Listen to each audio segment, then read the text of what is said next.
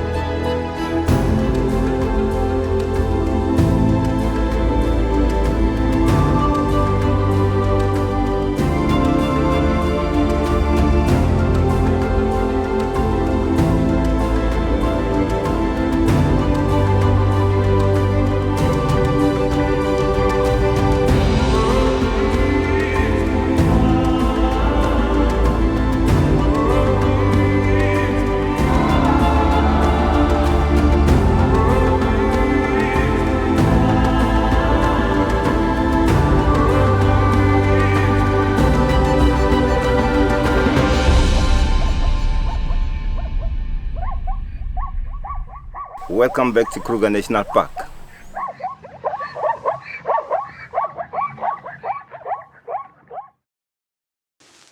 Previously on Get Out Go.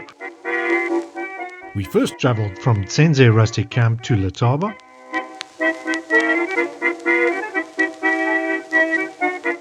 We've always been lucky with sightings in this area, one of our favourite parts of the park.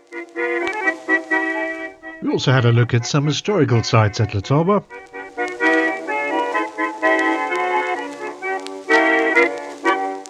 We then headed further south to Satara and then ultimately west to Marula camp.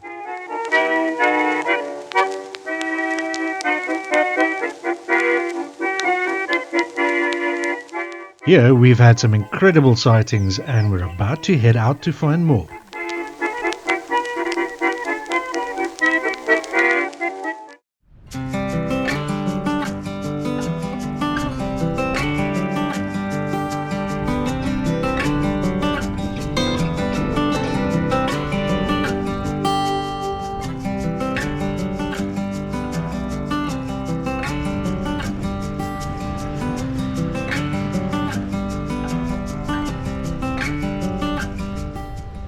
Good morning.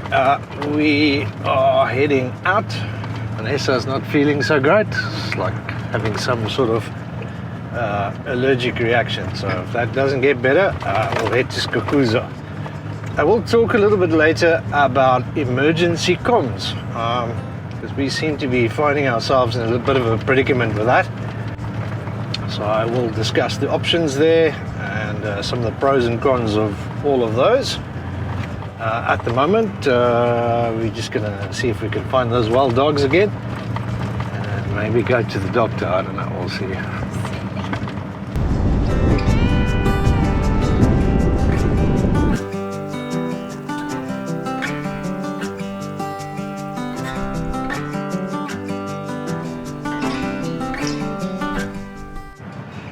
So we haven't found those wild dogs yet. We just stopped at Overland, grabbed a coffee. For Marula and Tambueti, Marula being the campsite camp and Tambueti tented camps, you have to check in at the open gate. Now, this area derives its name from the lady who originally donated the land here, which is Eileen Orpen. It's sort of mixed of grassland with some trees. Game viewing this morning was pretty good, actually. I think we found what caused the allergic reaction. It might be the mossytech, or malinol, called malarone sometimes. It's a malaria prophylaxis, which hasn't been a problem before up till now. But you're feeling a little better? Getting there. So yeah, it's like I said, we'll talk about sort of emergency situations and especially emergency comms a little bit later on. Right now we're going to the Insamani Dam, which is almost at Satara. Just sort of working our way there. I'll show you that. And then tonight's our last night at Marula, and we'll actually sleep over at Satara tomorrow night.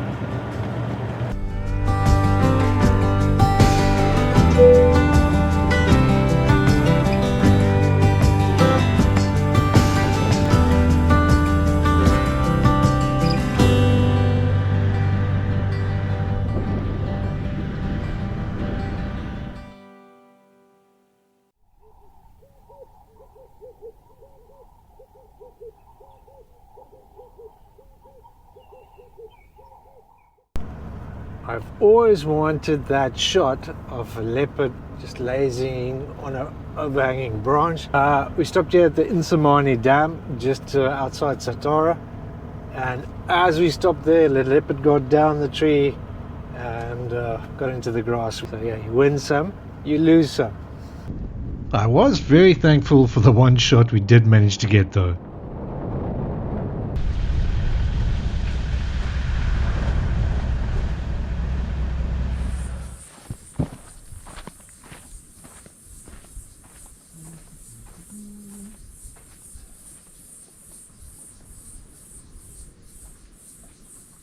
Marula is one of my favorite camps in Kruger. I think it's very underrated.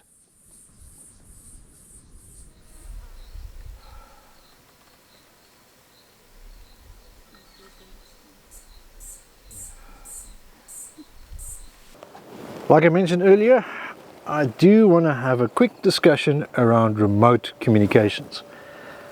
I've always been an advocate for having remote comms if you're off-grid, and especially if you're solo in some of these locations we go to, but I'm stuck with a little bit of problem.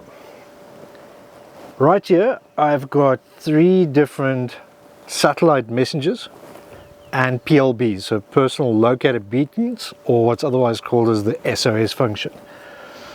I'll talk you through our history with these, our personal history, and then some of the problems I found, and then I'm looking for guidance, I'm looking for opinions, especially first-hand accounts around remote communications. I've decided to put this in a separate video. You can find the link in the description below. We will be doing a full video on overlanding insurance with Ream Insurance Brokers and their Tough Stuff product. Part of that, you also get optional satellite phone rental. So rental might be the way to go, especially if you don't do this, the whole time. It's just on and off. That might very well be the way to go. And then more importantly, we want to look at what do you actually need insurance-wise for overlanding, especially if you're going across border. There's lots of nuances to small print. What products are there, what to look out for, and so look out for that video. That will be coming soon.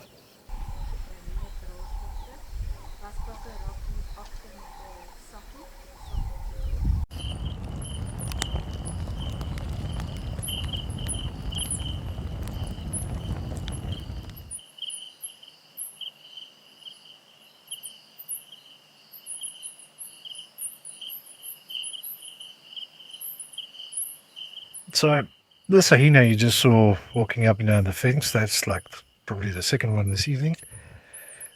It's not scared of us, not because of the fence, but it's been habituated by people feeding them. So if you're here, even if it's fenced, do not feed these animals. Best case, it's going to get shot, right? Worst case, you saw this has got a manual gate, right? Somebody doesn't close that properly. That hyena comes in here. It's now associated you with food because you've been feeding it. So don't be surprised if it grabs you, your wife, or your kid. This has happened. Feel free to research it. Do not feed these animals. Not rocket science, just don't do it.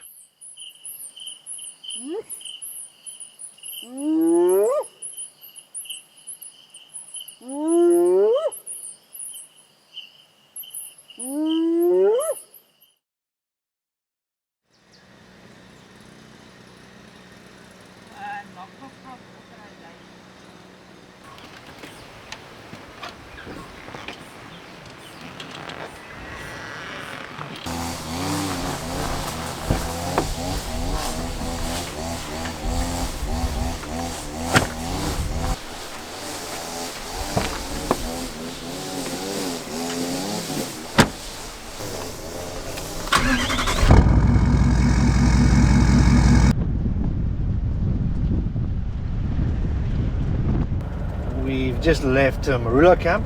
What did you think about Marula? No, I like Marula. I think that's a few days stay. It's very much like Tens. Tens is still the best, but I like Marula. It was good, and the sightings are great around this area. So yeah, I think we should come back here again. Yeah, I think it's. We're going to Satara now, so I'll obviously show you what that looks like. Must be honest, one of my favorite camps, especially when it's busy. Whoa, it's like, you literally guy ropes are crossing from one campsite to another. It's a bit tight, I think, but the game viewing, as you said, is pretty good down here. But I think Marula is a lot more up our alley.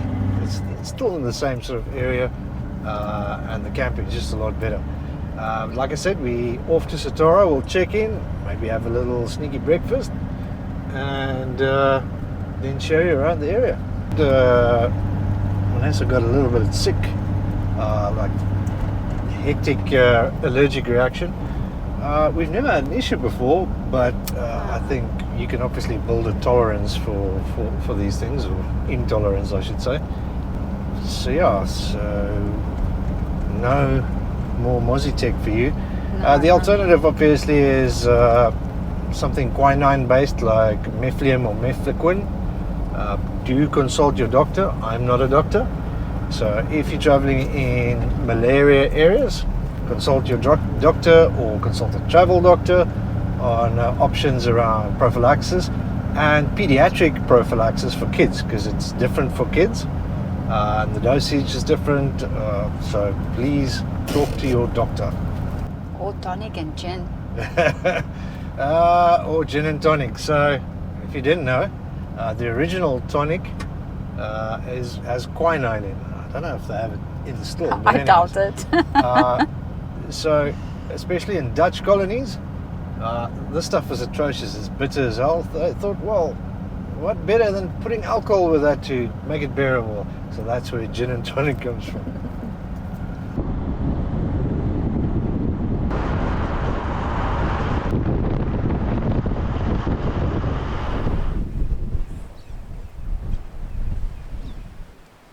So we've found those wild dogs again.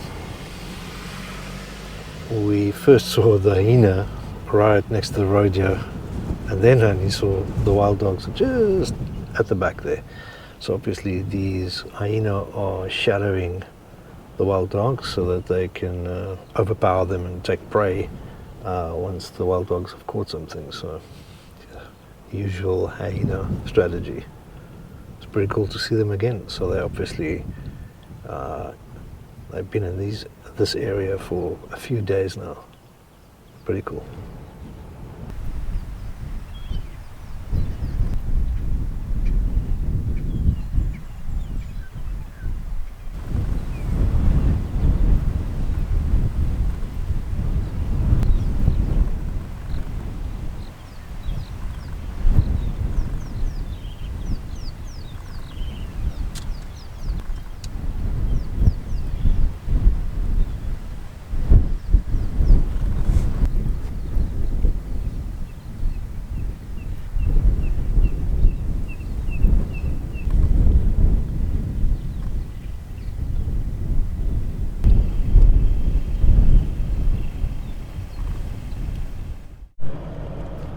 So it was great to see those wild dogs again with the hyenas there. Now though, we on to Satara. We'll check in and we're going to try and find Casper the white lion. He's been sighted up and down the river, and generally Satara is not bad for lion sightings in general.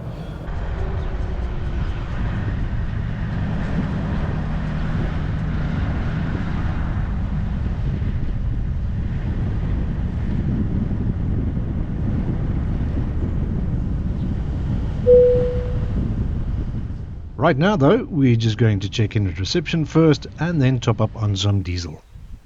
Most of the large camps in Kruger have fuel stations. It's a little bit more expensive, but very convenient. Satara was one of the first camps to have a fuel pump and shop.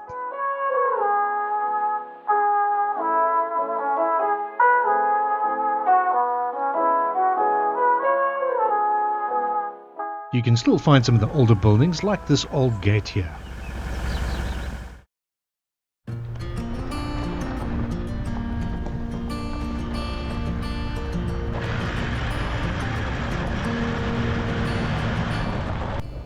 So we've checked into Satara, and we're currently driving down the S100 again, and then we'll loop back through the H6. Usually a pretty good idea to use those two roads for game sightings. You might know Kruger National Park is named after ex-President Paul Kruger, who was instrumental in preserving wildlife. Before Kruger was a national park, it was basically two game reserves. Singwetsi Game Reserve, which we spoke about in the first episode, and then towards the south, Sabi Game Reserve. In 1902, James Stevenson Hamilton, a Scottish-born guy, was appointed as South Africa's first official game warden, and he was a big supporter of national parks as opposed to just game reserves.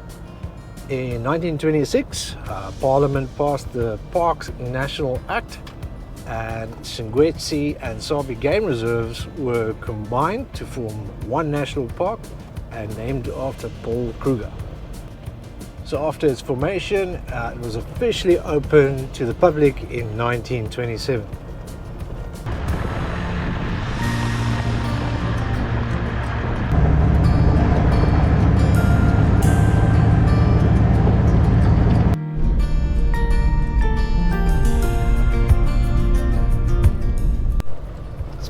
About an hour on the S100 and going on to the H6, and we have seen absolutely nothing.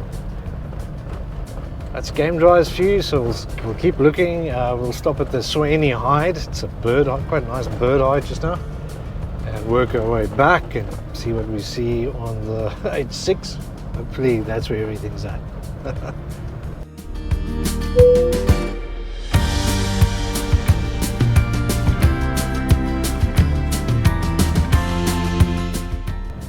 So yeah, sorry about that. We are not going to stop at the Sweeney Hide because it's under maintenance, it looks like. So at least they are doing maintenance. But yeah, no, I might have a shot of what it looks like, so I'll slot it in here from previously.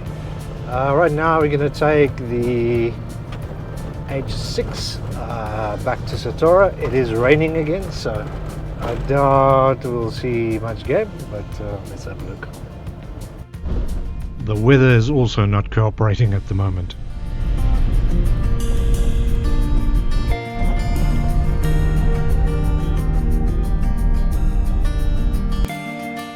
It's still a great drive regardless.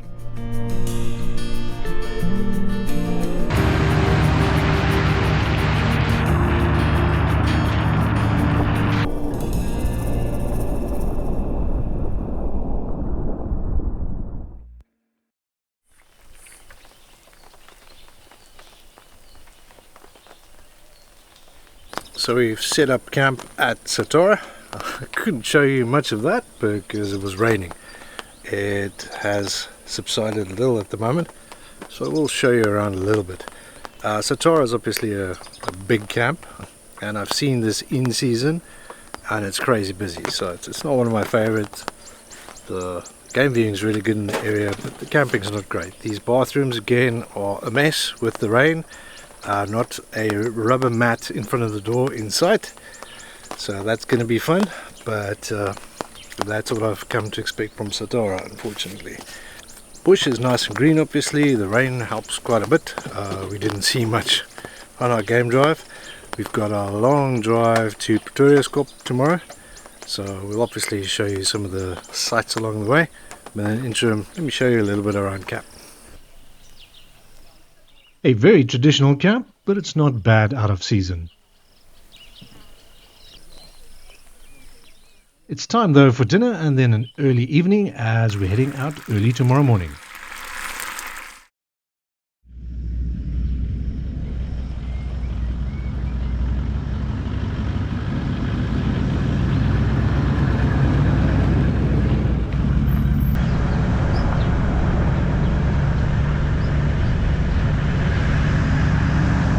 It's an early morning.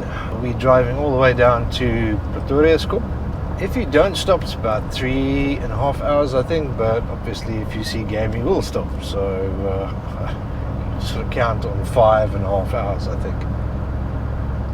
That will be our last camp inside Kruger. You can go further south to like Malalan or Crocodile Bridge for our last camp, though. We're going to the Voetpadkloof, so it makes more sense going via Pretoriuskop. We'll exit the Pabeni gate. I don't recommend actually using the Numbi gate. The Numbi gate's right at Pretoriuskop, but the locals get rowdy there often with burning tires in the road, and there's been some carjackings, all sorts of fun. The not so nice side of South Africa. Satara, okay, I've mentioned many times, not one of my favorites. The game viewing is really great here, but I'd much rather stay at Marula and drive up to the site. I don't know what you felt about Satara. No, I don't need to see it again. I'm sorry. Driving through, yeah, but not staying at it. I'm sorry. It's just too busy, too many people, and yeah, not my cup of tea. I'd rather go to Marula. Yeah, so the bathrooms aren't great, but here's another thing. Yeah, it's one thing for sandparks to maintain these things and to clean them. That's not to say you can act like a total pig, which some people do, unfortunately. We had a lady in a caravan using the bathroom mop to like mop up the ground. So that thing is now brown. You can't use it in the bathroom. It's like unbelievable what people do. Is the mop, by the way, in the bathroom is for you to clean up after yourself. Leave it the way you would like to find it at, right? It's not rocket science once again. But anyways, we're hitting the road. Let's see what game we can find on the way, and we'll stop at some points of interest as well today. It's going to be about a 5-hour drive today, and we'll stop at Skukuza as well.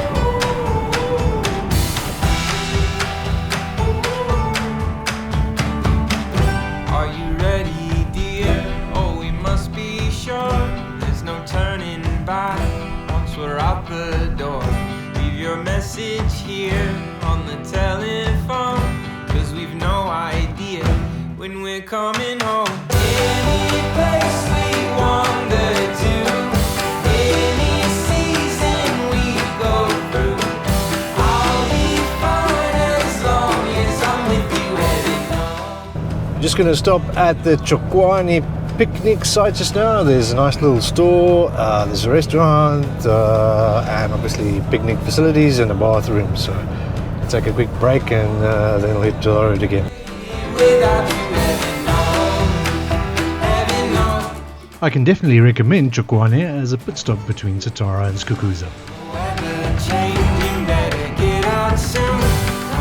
hold my hand. These are the Kruger tablets, a memorial for the establishment of the Kruger National Park. They were first unveiled in 1933. Never ends. Any place we wander to. We can see by the traffic that we're nearing Skukuza. I'll be fine as long as I'm with you. Heaven knows, heaven knows. Running around the world. Skukuza was named after James Stevenson Hamilton's Tsonga nickname that translates to sweet clean because of his anti-poaching successes. It's the largest camp in Kruger and as such has a rich history. We just stopped at Skukuza quickly, just the shop and the bathrooms, and we're on our way again. I just wanted to say hi to John and Carol from the UK. It was nice meeting you. It's always nice meeting new folk on these trips. I'm happy to be leaving Skukuza though. This place is way too busy for my liking.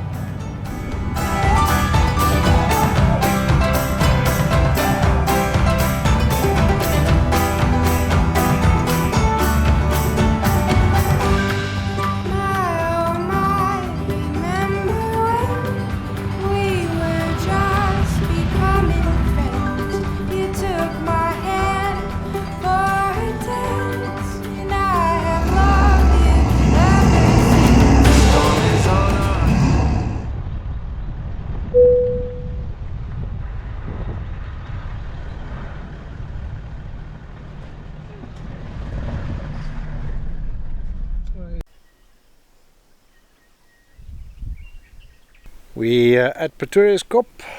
These are the campsites.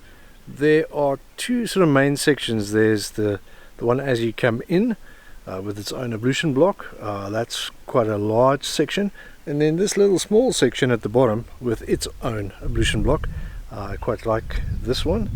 And there's nobody else here at the moment, so we'll camp here. We're heading out first though for an afternoon game drive and some sightseeing.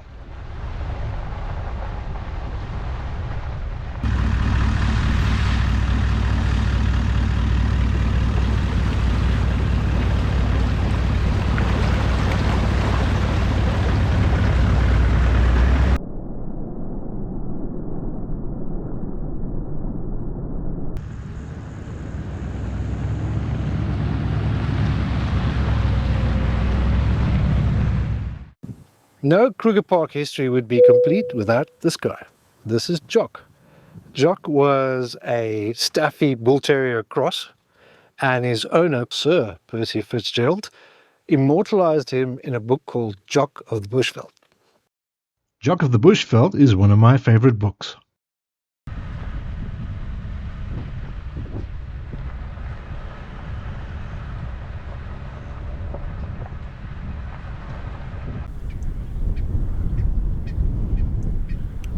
Driving around Pretoriuskop, you can see the edges of the park and how civilization is creeping steadily closer.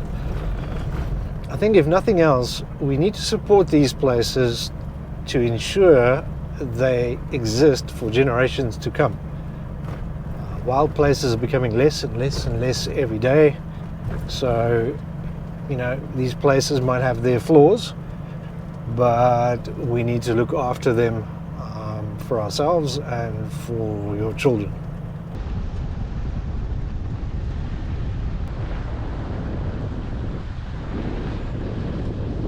We just circled Mount Pretoriuskop. I see that's been taken off the map, but you can still access it.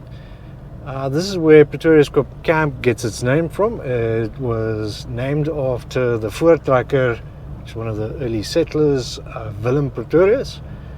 They used the koppie, which is like a rocky outcrop, to station transport riders, and they picked that location because it's high to get away from the tsetse flies and malaria-ridden mosquitoes, and that's where the Pretoriuskop rest camp gets its name from.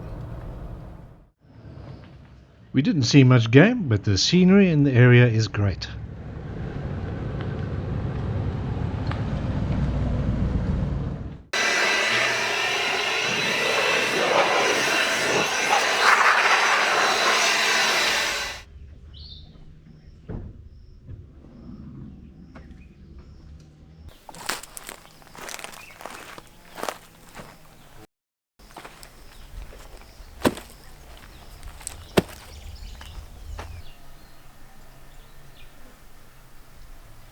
This is the Voetpadkloof hut. It's one of the first huts built here in around about 1930. Was named after Harry Voetpadkloof, who was one of the first rangers appointed by Stevenson Hamilton we discussed earlier. So this has literally been around here from the 1930s. This camp, as I mentioned earlier, was the first camp to open to the public in 1927. I obviously can't show you the actual hut because they're actually busy restoring it. It's great that they are upkeeping a lot of these historical monuments at least. You can only wonder what it must have been like here in the 1800s driving one of these transport ox wagons.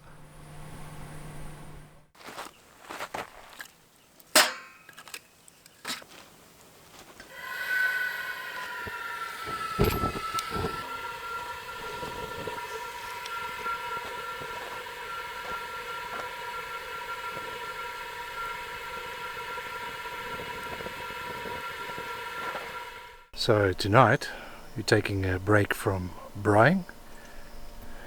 We got some wimpy. Who knew Pretoriuskop now has a wimpy?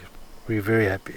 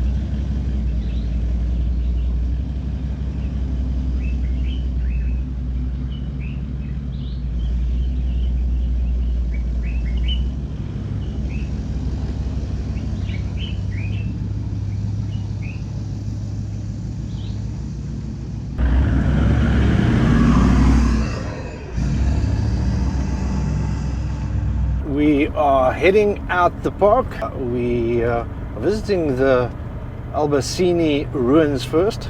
João Albacini was a trader from then Lorenzo Marques, today Mozambique. And there's still remnants of the original homestead left there, so we'll show you that just now.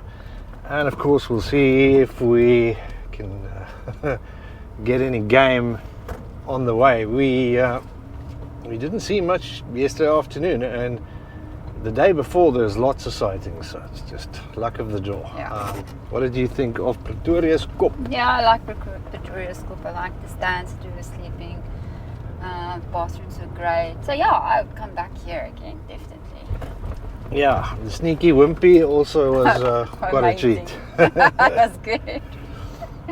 Alright, so we've got about an hour's drive. We'll, like I said, stop at those Albacini ruins and then head out the Pabeni gate. I did mention before, I don't recommend using the Numbi gate.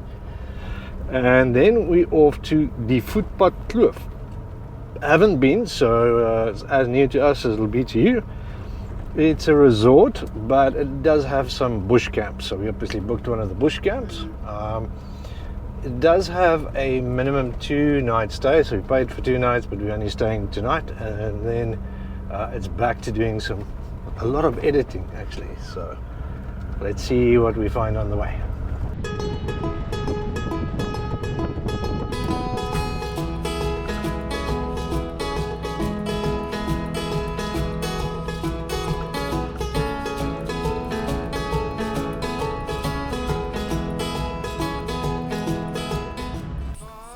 So these are the Albacini ruins. They've got some artifacts here you can have a look at as well. So do yourself a favor, read up about the trading history, especially trading posts of the era. Very interesting history. There's not much left of the ruins, but it's quite amazing that, you know, this was late 1800s and it's still here today. So it's pretty cool. On anything.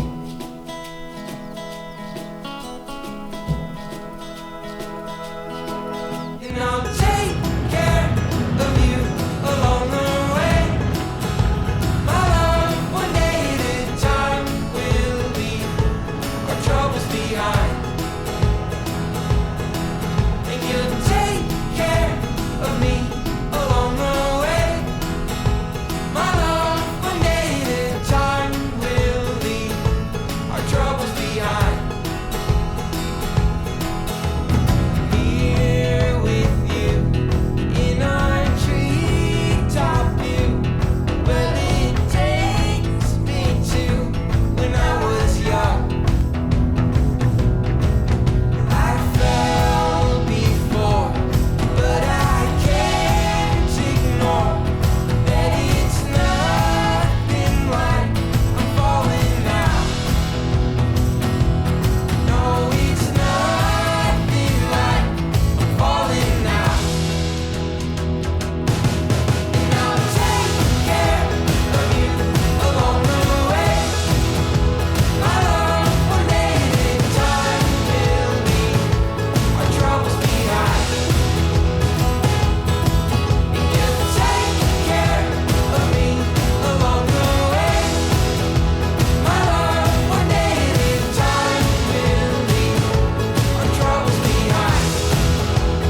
Yeah, yeah, yeah, yeah, yeah.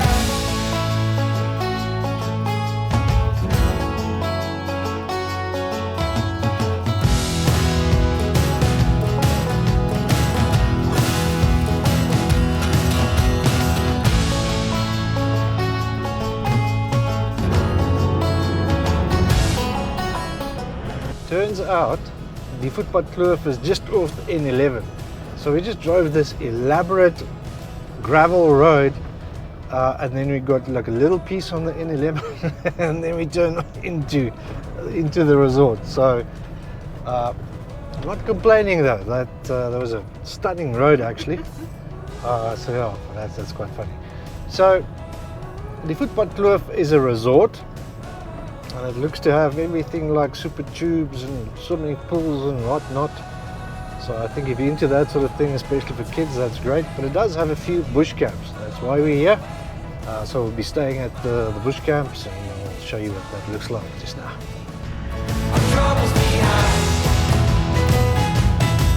And you'll take care of me along the way. It's not exactly bush camp this, but I think it'll do. No, it's not exactly bush camping. More like Kruger camping. Singwetsi, the Taba.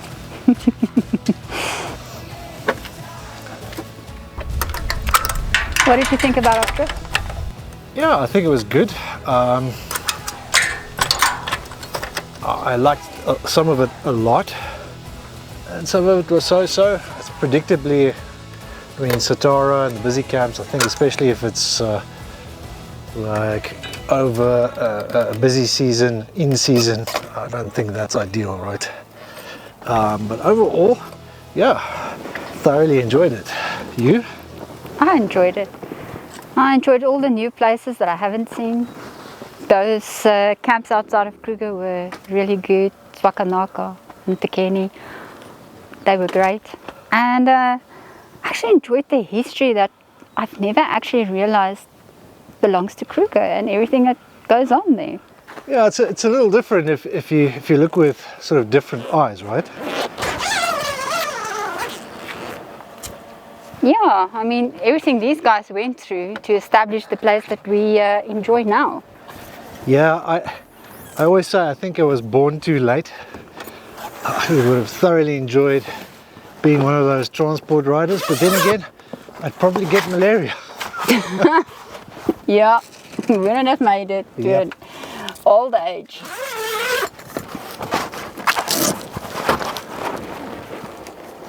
And would you recommend this to overlanders or campers like ourselves? Yeah, it's an interesting question. I think Yes, I would. I'd say, you know, stay away from some of the more commercial camps like Satara, Skukuza, if you can. Stick to like Marula, Tsenze, Balule. There's quite a few. And of course, if you can, and it's not always possible, if you can, out of season is great. Then even the bigger camps you can probably get away with. But I think it's still worthwhile to visit Kruger. The other thing you can do, of course, is to combine it with, you know, outside camps, like we did with Interkeni. I mean, that's one of our favorite camps. And maybe stuff like Zokanaka, even stuff like this, so make up the whole trip. But for game viewing, just the density I think is really good.